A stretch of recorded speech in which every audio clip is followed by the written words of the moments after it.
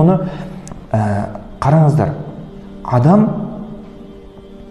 егер де бір жақсылық жасаса, Алла Тағала үлкен ажыр сауаптарды жазады. Неге? Өйткені адам өзінің болмысын, жаман нәпсісін не істей алды?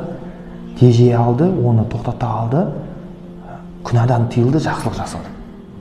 Алла Тағала үлкен сауап жазады. Ал енді адам бір жамандыққа жолықса не болады? О, Алла Тағала одан кінәлі емес. Алла Тағала не?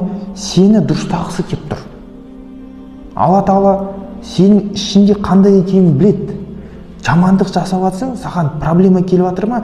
Сенің ішіндегі жаман ана нәпсіңді тәрбиелеу үшін Алла Тағала саған сынақ жіберіп жатыр да. Әйтпесе Алла Тағала не? Вама роббука бизаллами лил абид дейді Алла Тағала. Пенделер үшін бір зұлымдық жасағыш емес дейді. Алла Тағала пенделеріне тек қана жақсылықты қалайды дейді. Пенделер өзі яғни ішкі дүниесін тәрбиелемегеннен кейін Алла Тағала не істегісі келеді? Алла Тағала пендесін тәрбиелейді. Ішін дұрыстайтын нәрсе жібереді. Тәубесіне келтіретін оған нәрсені жібереді.